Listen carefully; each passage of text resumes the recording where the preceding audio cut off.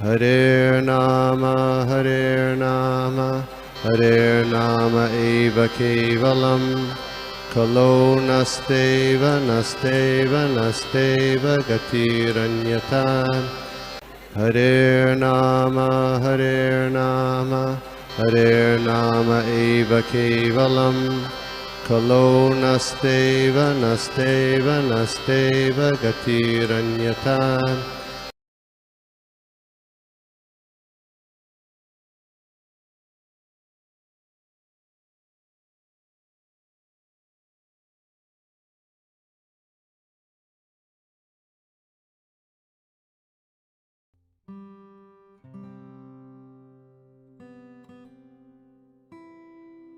धन्यवाद प्रणाम्स to all of you.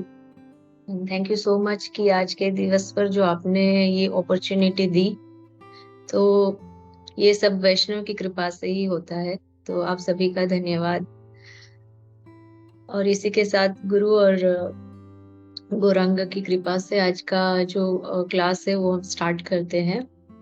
निगमकल्पतरोर्गलितं फलं शुकमुखादमृतद्रवसंयुतं पिबत भागवतं रसमालयं मुहुरहो रसिका भुवि भावुका नारायणं नमस्कृत्यं नरं चैव नरोत्तमं देवीं सरस्वतीं व्यासं ततो जयमुदीरयेत् नष्टप्रायेषु अभद्रेषु नित्यं भागवत सेवया भगवती उत्तमश्लोके भक्तिर्भवती नैष्टिकी। ॐ नमो भगवते वासुदेवाय। ॐ नमो भगवते वासुदेवाय। ॐ नमो भगवते वासुदेवाय।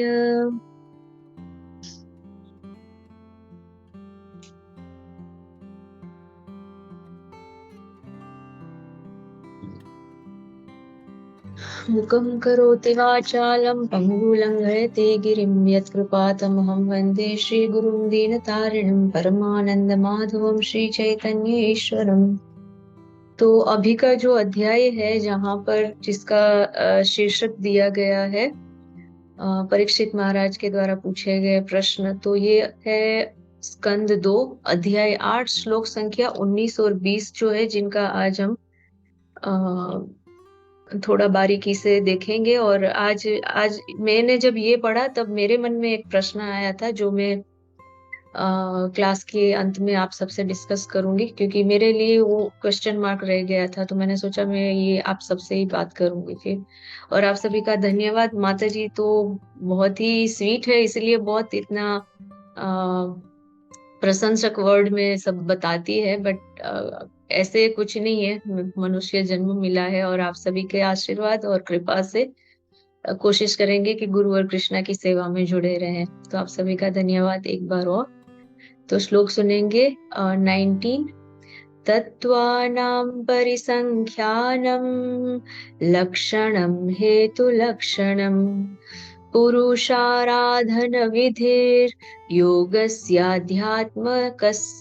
योगध्यात्मिकस्य च।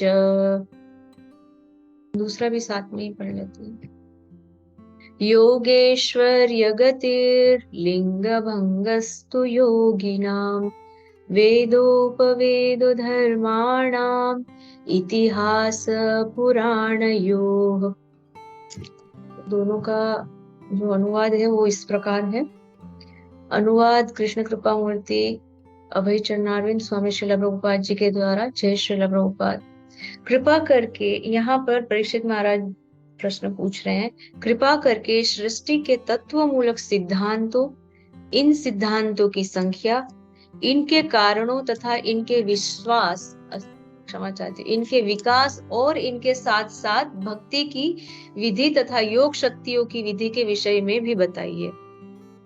अभी दूसरा अनुवाद यह है कि महान योगियों के ऐश्वर्य क्या है और उनकी परम गति क्या है। पूर्ण योगी किस प्रकार सूक्ष्म शरीर से विरक्त होता है। इतिहास की शाखाओं तथा पूर्व पुराणों समेत वैदिक साहित्य का मूलभूत ज्ञान क्या है।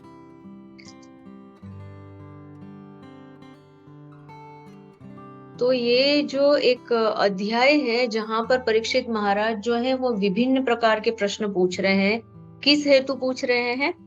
इसका हेतु है कि उनको भगवत ज्ञान प्राप्त हो तथा जन कल्याण का भी हित हो।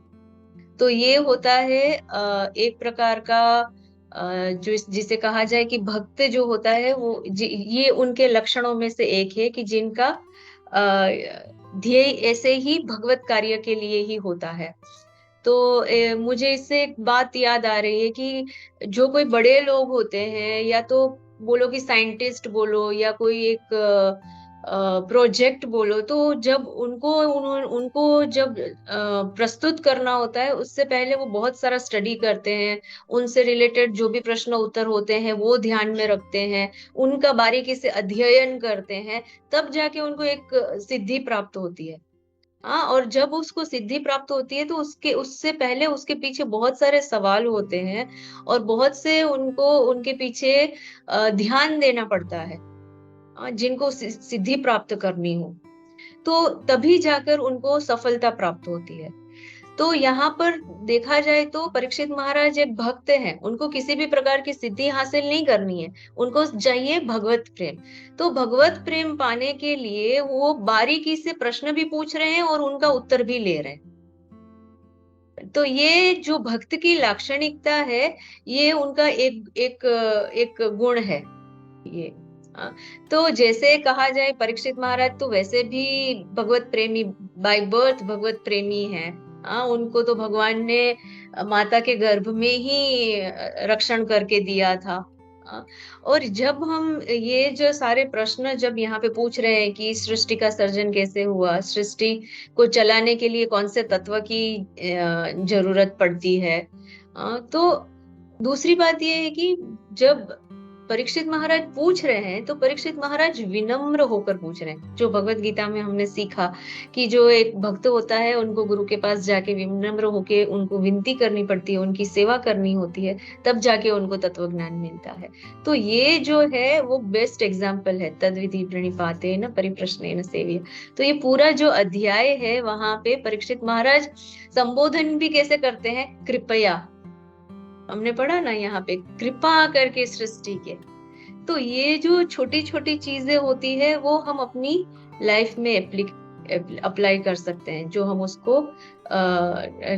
अपने ध्यान में रख के ऐसे ही हम अपनी भक्ति में भी आगे बढ़ सकते हैं। तो ये जो है वो पॉइंट जो है वो मुझे बहुत अच्छा लगा था यहाँ पे। और ये भी दिखने को मिलता है कि परीक्षित महाराज जो है उनको कितनी तीव्रता है, भगवान के विषय में जानने की कितनी तीव्रता है। ऐसे देखा जाए तो हम साइंस स्टूडेंट्स और इंजीनियर स्टूडेंट होते हैं ना, उनको इतना जी जान लगा के पढ़ते और उनके पीछे मेहनत करते हुए देखते हैं। यहाँ पर जो है भक्त परीक्षित महाराज जो है वह भी पूरा अपना, हम जो प्रथम स्कंद से देखते आ रहे हैं कि परीक्षित महाराज की क्या परिस्थिति है, किस परिस्थिति में वो सुखदेव गोस्वामी के पास आए और किस प्रकार उन्होंने भगवत पान करना शुरू किया। और अब जैसे जैसे वो सुखदेव गोस्वामी से सुन रहे, उनकी जिज्ञासा, उनका प्रेम, उनकी लालसा वो मतलब बढ़ती जा रही है। तो यहाँ पर भी परीक्षित महाराज उनको वैसे ही पूछ रहे हैं कि आप सृष्टि के जो मूल सिद्धांत हैं उन सिद्धांत को बताइए, फिर उस सिद्धांतों की संख्या क्या होगी और इसका कारण क्या है, इन सिद्धांतों का कारण क्या है और इनका विकास, और इनके साथ जो मेन शब्द यहाँ पर श्लोक में दिया गया है आध्यात्मिकस्य च। तो पूरा जो श्लोक है वो कहाँ पे आके अटकता है कि भक्ति तक पहुंचने वाली जो विधि है, भक्ति से पहुंचने वाली है विधि है, इस विषय में बताइए। तो जो पूरा एसेंस जो है वह जो ये शब्द है अध्यात्मकस्य, ये शब्द पे आके ध्यान अपना केंद्रित होता है कि ये क्यों पूछ रहे हैं। एक्चुअली कभी कभी ऐसे होता है, मैंने पहले भी बोला था कि ये जो पूरा जो स्कंद है, जो टेक्निकल सब्जेक्ट है निर्माण का, जो जो पूरे यूनिवर्स, जो पूरा जो भौतिक जगत है उनका निर्माण, आध्यात्मिक जगत का निर्माण उनके विषय में है। तो मेरी वैसे भी बुद्धि चलती नहीं है इन सब चीजों को लेकर, पर धीरे धीरे जब हम इसको प्रश्न को देखते हैं ना, तो ऐसे लगता है कि जो परीक्षित महाराज जैसे प्रश्न पूछ रहे हैं, जैसे हमें, हमारे लिए, मतलब स्पेशली मेरे जैसे के लिए, कि जिनकी समझ में कुछ नहीं आता, कभी कुछ ऐसे प्रश्न ही नहीं उठते कि जिनकी वजह से भगवत प्रेम में और भगवत भक्ति में आगे बढ़ा जाए। तो ऐसे जो परम कृपाणु परीक्षित महाराज है, उनके प्रश्न से थोड़ी सी जो हमें जानकारी मिलती है, तो ये है कि वो विनम्रता से पूछ रहे हैं कि कृपा करके इन सब विषय के विषय में हमें बताइए। तो एक छोटा सा संवाद जो है अनुवाद में, जहाँ पर परीक्षित महाराज का जो है, वहां जो ये सारे प्रश्न है वो हमें भी विचार करने के लिए विवश करते हैं। और मतलब ये जो भक्तिमय सेवा के लिए जो पूछ रहे हैं, वो तो 100% इनसे हमें, दूसरा जो टेक्निकली सब चीजें हैं वो हमें समझ में आए ना आए, पर जो ये भक्ति विषयक है, जो हम अपने जीवन में उनका अनुसरण कर सकते हैं, यह विधि यहाँ पे परीक्षित महाराज पूछ रहे हैं। तो यहाँ पर ये जो श्लोक है, वहां पे भक्त का मुख्य ध्येय भक्ति और भक्तिमय सेवाओं का है, और कोई उद्देश्य यहाँ पे हमें नहीं दिखाई दे रहा है। तो इसका जो अनुवाद है वहां पे तो यह तक पूछा गया है कि तत्व मूलक सिद्धांत, तो सृष्टि जब बन रही है तो सृष्टि के लिए क्या क्या चीजें आवश्यक है, उनके लिए क्या, जैसे कि हमारे मिनिस्ट्री में भी कुछ रूल्स और रेगुलेशन बनाए जाते हैं। हाँ, राजा भी अपने राज्य के लिए कुछ कानून बनाते हैं। और इससे उनके मंत्रियों के बीच में एक चर्चा होती है कि इसके लिए क्या करना है, इसमें आपको क्या चीजों की आवश्यकता है। हाँ, और इस प्रकार आप किस प्रकार से ये राज्य के अंदर सुख शांति और समृद्धि फैलेगी। तो इसी प्रकार यहाँ पे सारे जो प्रश्न है बारीकी से परीक्षित महाराज के लिए दिखाए गए हैं। अब जाते हैं दूसरे अनुवाद की तरफ। तो वहां पर लिखा गया है कि महान योगियों के ऐश्वर्य क्या है। तो जो योगी की जो व्याख्या होती है, जो अपने आप को पूर्ण योग के द्वारा भगवान को समर्पित है, तो उनको योगी कहा गया है। हमने अभी जब हम भौतिक जगत में हैं, और भौतिक जगत के लिए अगर देखा जाए तो सबको किसी न किसी प्रकार की सिद्धि प्राप्त करनी होती है। अभी तो बहुत अष्टांग योग, ये पोस्चर में हमें बैठना है, इस प्रकार से हमें ना अपना ध्यान केंद्रित करना है, जो आर्टिफिशियल, जिनको कहते हैं कृत्रिम। तो इस प्रकार से हम सब भौतिक जगत में देखते हैं, पर वास्तविक योगी का जो अर्थ है वह है भगवान के चरणों में अपने मन को केंद्रित करना। हमने बहुत सारे महाराज और सबके लेक्चर में भी हमने बहुत बार सुना होगा कि योग का यही अर्थ होता है कि भगवान के चरणों में ध्यान केंद्रित करना। और यही बताया गया है कि उन योगियों की परम गति क्या है। पूर्ण योगी किस प्रकार सूक्ष्म शरीर से विरक्त होता है। इतिहास की शाखाओं तथा पूरक पुराणों समेत वैदिक साहित्य का मूलभूत ज्ञान क्या है। तो अगर हमने अभी तक जो दूसरे स्कंद तक पढ़ा है और भगवत गीता पढ़ा है, तो बहुत सारे रिलेट होने वाली जो कथाएं हैं और प्रैक्टिकल एप्लीकेशन है, और जो श्रीमद् भागवतम के श्रेष्ठ उदाहरण है, यह सारे उदाहरण ये अनुवाद और ये तात्पर्य में श्रील प्रभुपाद जी ने हमें बताए हैं।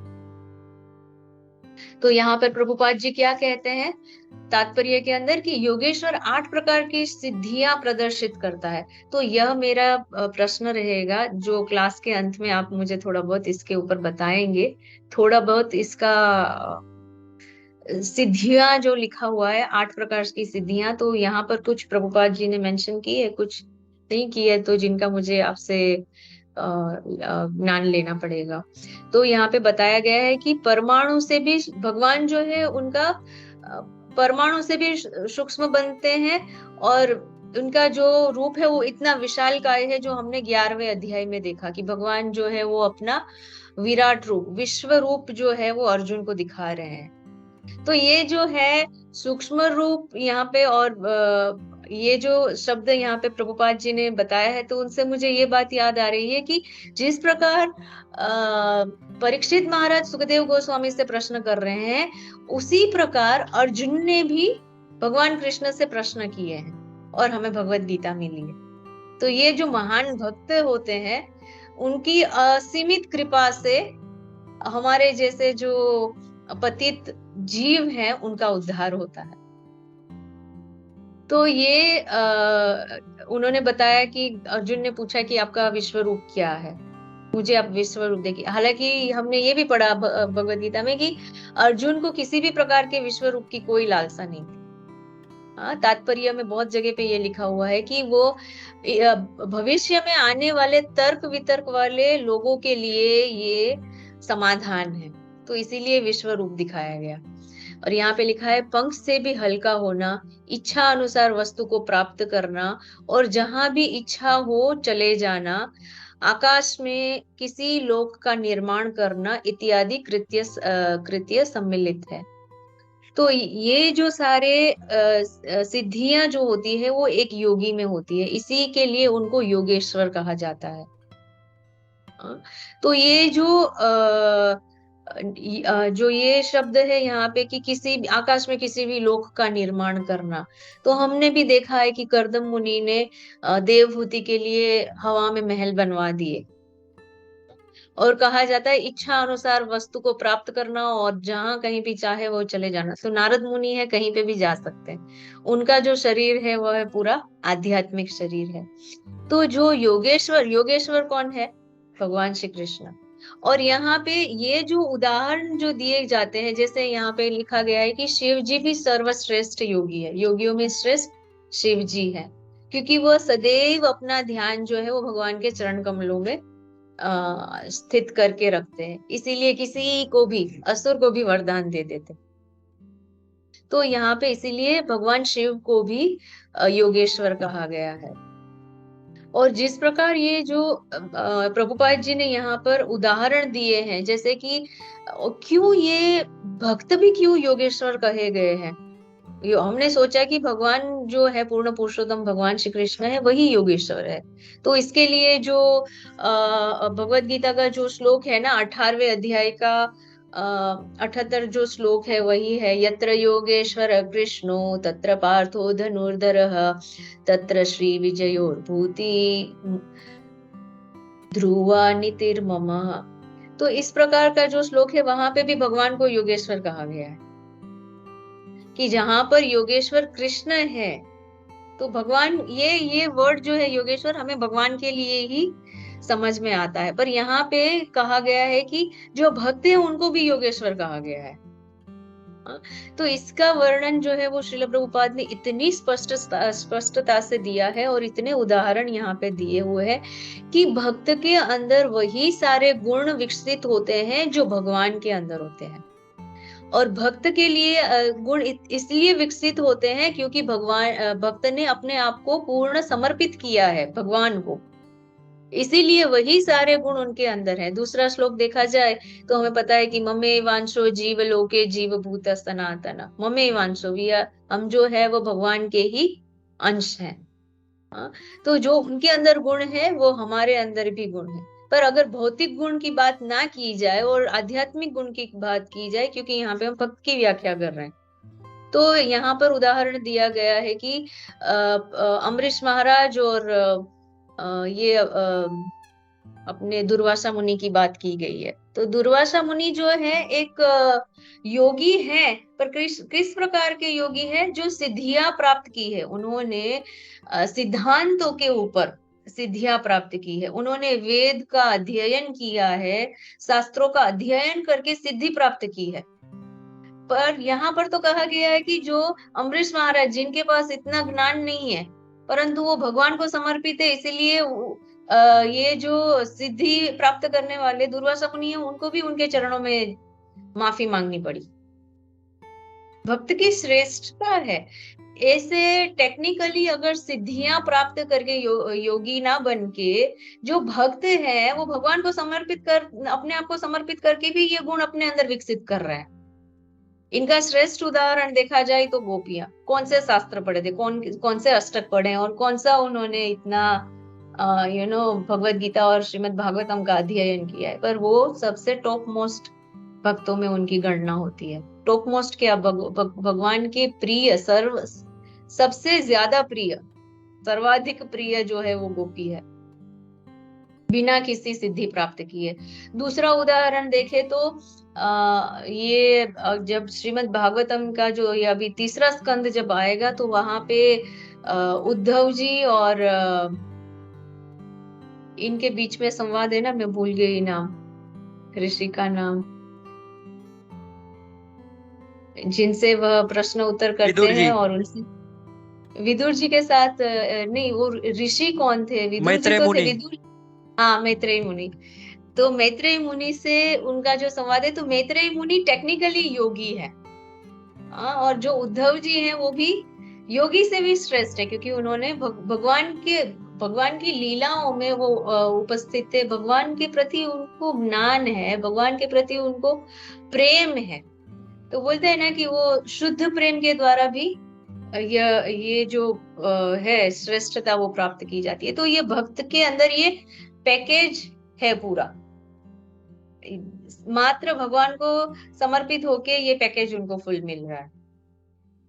जबकि ये जो ये सारे जो योगी है वह सारे प्रकार की क्या बोलते हैं, अष्टांग योगा, ध्यान योगा, ये सब ज्ञान योगा, ये सब प्राप्त करके एक एक सीढ़ी चढ़ के फिर जाते हैं।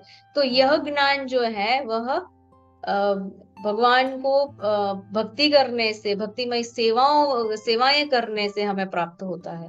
यहाँ पर दूसरा उदाहरण दिया गया है द्रौपदी का।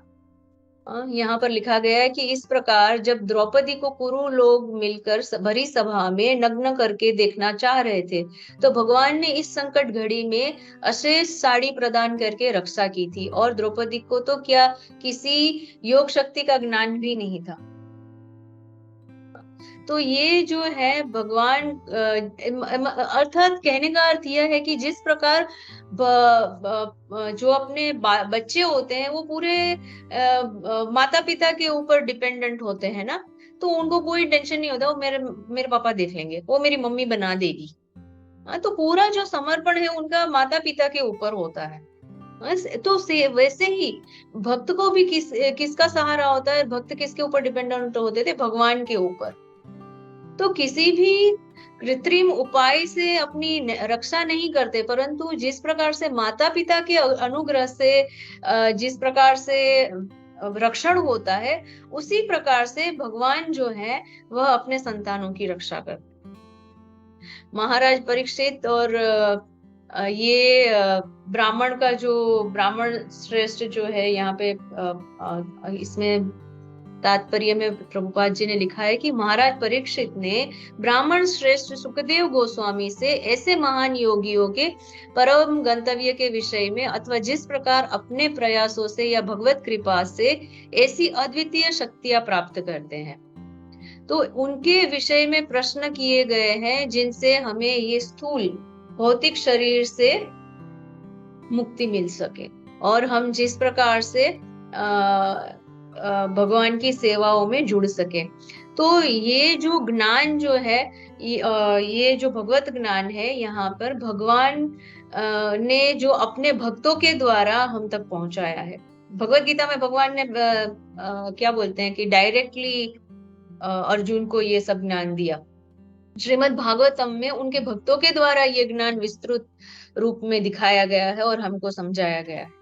और यहाँ पे जो लास्ट पॉइंट है, जहाँ पे कहा गया है कि वेदोपवेद धर्माणा, ये जो शब्द है यहाँ पे कि किस प्रकार से पुराण और वैदिक साहित्य का मूलभूत ज्ञान कहाँ है, जो भगवत गीता में यहाँ पे तात्पर्य में भी श्रील प्रभुपाद ने बताया है, और इनका जो तात्पर्य में भी बताया है कि 15वें अध्याय का 15वां श्लोक।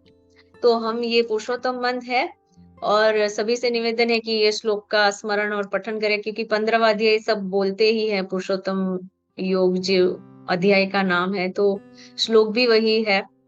सर्वस्य चाहं हृदि सन्निविष्टो मतः स्मृतिर्ज्ञानमपोहनं च वेदैश्च सर्वैरहमेव वेद्यो वेदांत कृद्वेद विदेव चाहम्। लास्ट लाइन है, वेदांत कृत वेद विदेव चाहम। भगवान ही सारे समस्त वेदों का संकलन करता है, उन्हीं से यह वेद प्रकट हुए हैं। तो इस प्रकार जो है भगवान का पहली लाइन में भी कहा गया है ना, मत स्मृति ज्ञानम अपोहनम च। तो भगवान से हमें हर क्षण हमें यही प्रार्थना करनी चाहिए कि हम कभी भी कृष्ण को ना भूलें। जैसे Chaitanya Mahaprabhu will always remember Krishna, सदैव भगवान का स्मरण करें, नेवर फॉरगेट कृष्णा, किसी भी प्रकार से भगवान का विस्मरण ना हो। तो ये जो सारी सिद्धियों की बात की गई थी, तो सिद्धियां जो है वो भी कुछ क्या बोलते हैं, कुछ गलत नहीं है जिनसे भी भगवत प्रेम प्राप्त किया जाए। पर यहाँ पे जो ज्यादा जो प्रभाव पड़ रहा है, प्रभुपाद जी ने जहाँ पे ज्यादा विस्तृत से जो बताया गया है, भगवान और भक्त के बीच की व्याख्या की गई है कि भक्त कितने प्रिय होते हैं, भक्त से भगवान बिक जाते हैं। गोपियां मटके में मक्खन के बदले भगवान को बेचने निकलती, राइट। वही गोपियां हैं जो जिन कृष्ण कहते हैं कि अगर मुझे किसी भी भक्त के चरण की रज मिले तो मेरा सिर दर्द चला जाएगा। बड़े बड़े योगी ना बोल देते, अरे हम कैसे कर सकते हैं। नारद मुनि ने भी मना कर दिया, नहीं ऐसे कैसे, मैं भगवान आपको मेरे चरण की धूल कैसे मैं दूं।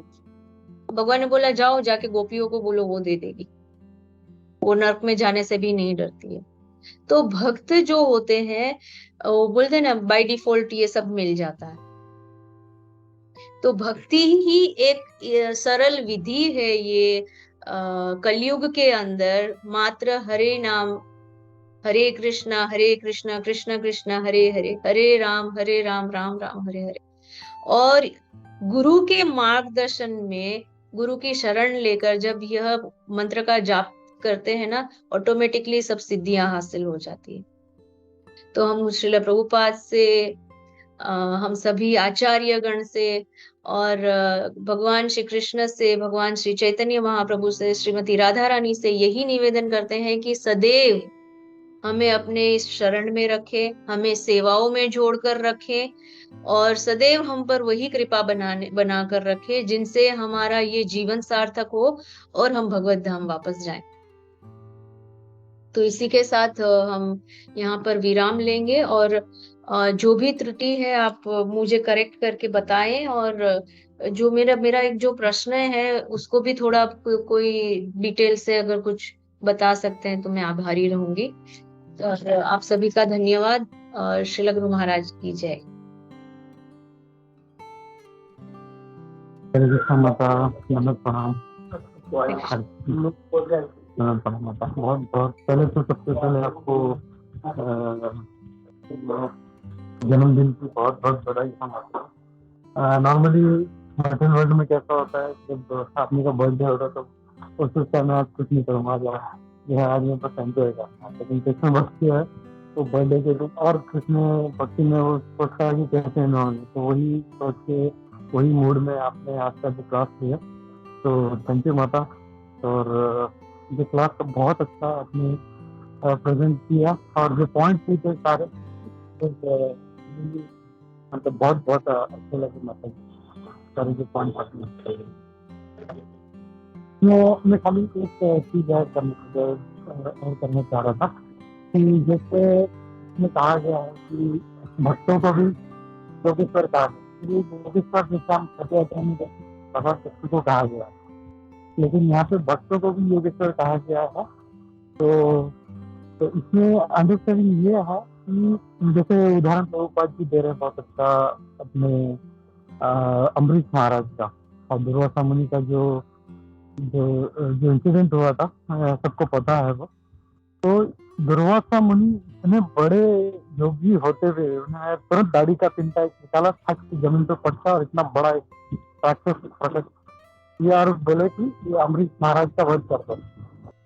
अमरीश महाराज ने कुछ भी नहीं किया, वो चाहते तो रिटेलिएट कर सकते थे, लेकिन वो भक्त है, वो अपना हाथ जोड़ के ये देख के सुदर्शन चक्र उनके पीछे पड़ गया। दुर्वासा मुनि हमें जानते हैं, साल भर तक वो जो है भागते रहे यहाँ से वहां। तो इतना बड़ा जो योगेश्वर है वो भी भगवान के भक्तों के कंट्रोल में आ जाता है, तो वो भी उनके ईश्वर हैं उनके। तो दैट्स व्हाई जो है भगवान के भक्त हैं, जो डिवोटीज हैं, उनको योगेश्वर कहा गया है। तो दिस इज पॉइंट ऐड करना चाह रहा था। और आपने जो प्रश्न पूछा था सिद्धियों के बारे में, तो मैं पहले सभी को चांस देना चाहता हूँ। कोई भक्त अगर ऐड करना चाहे तो ऐड कर सकता है, तो फिर मैं लास्ट में इसको मैं आई शेयर द सिद्धि। तो once again very very happy birthday, Krishna conscious birthday, गुरु की कृपा से भरा हुआ बर्थडे माता जी। बहुत बहुत धन्यवाद। Thank you Hare Krishna. Thank you so much प्रभु।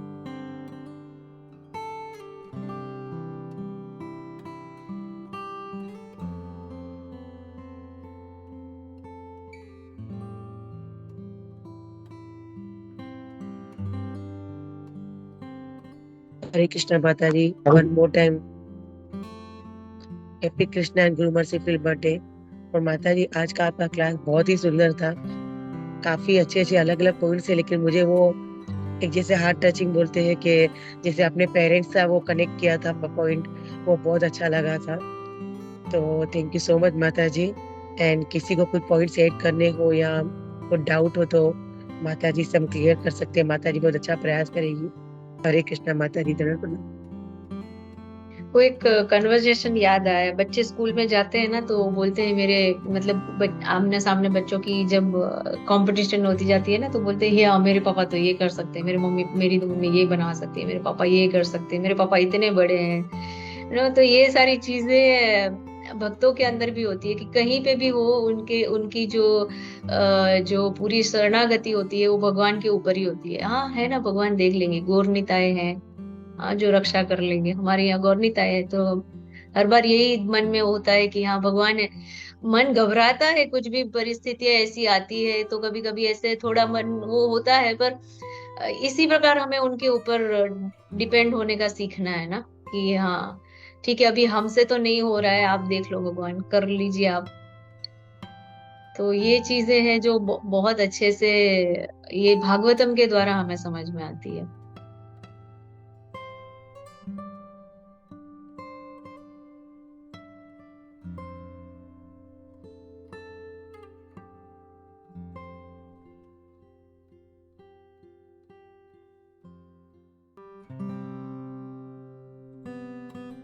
सिद्धियों की अगर बात करें तो भगवान की सिद्धि है कि चोर के सामने वो जो अभी हमने तात्पर्य में पहली लाइन में बोला ना कि वो सूक्ष्म से सूक्ष्म बन जाते हैं और पंख से भी उनके हल्के हो जाते हैं।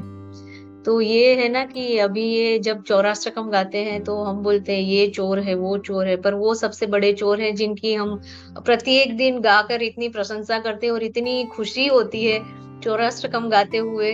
और बोलते हैं ना कि सबसे बड़ा चोर वही है और वो ही सबको प्रिय है। ये भी उनकी सिद्धि है योगेश्वर की कि वो चोर होकर भी सबको प्रिय है।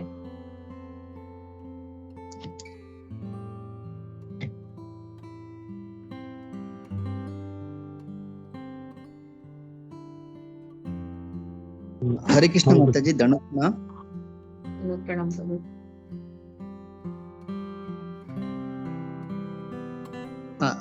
नहीं माता जी, आज अधिक मास में वैष्णव को आपके आज जन्मदिन है तो शुभकामनाएं माता जी। थैंक यू आप आए और इस अधिक मास में ऐसा वैष्णव का संग मिलना और आपका जन्मदिन भी है, तो आप आज आशीर्वाद दीजिए। आज आपका दिन है, हम सब वैष्णवों को हम सब मिलके प्रभुपाद जी से और गुरु महाराज से आशीर्वाद मांगेंगे और प्रार्थना करेंगे कि सबका इस भौतिक शरीर से छुटकारा हो और ज्ञान प्राप्त करके भगवत सेवा में हम लगे। और आभार तो मुझे आप सबका कहना चाहिए, स्पेशली ब्रजप्रिया माता जी का, कि ये सूझा और ये सेवा भी मिला कि चलो इसी बहाने हम भगवान से ना उनका ग्लोरिफिकेशन और करेंगे और उनके विषय में सोचेंगे और उनका गुणगान करेंगे। तो थैंक यू सो मच, आप सभी का बहुत धन्यवाद है आज के दिन के ऊपर मुझे ये सेवा देने के लिए और ये सारी मेरे लिए प्रार्थना करने के लिए। जो प्रार्थना से ही मुझे ऐसे मेरा एक्सपीरियंस यही है कि सबकी प्रार्थनाएं और आशीर्वाद जो है उन्हीं से आज जो भी भक्ति में आगे बढ़ना हो रहा है या मन हो रहा है या थोड़ा बहुत भी छोटे कदम भी उठ रहे हैं, वो आप सभी की प्रार्थना से ही है। तो उसके लिए भी बहुत धन्यवाद। और ये वो रहना चाहिए, क्या बोलते हैं, थोड़ा शर्म तो आता है ये अभी एज में क्या बर्थडे सेलिब्रेट करेंगे, पर लालसा यही है कि सब प्रार्थना करेंगे और पक्का इससे छुटकारा मिल जाएगा इस भवबंधन से। तो यही कारण है ये सब जुड़े रहने का और सबसे निवेदन करते रहने का।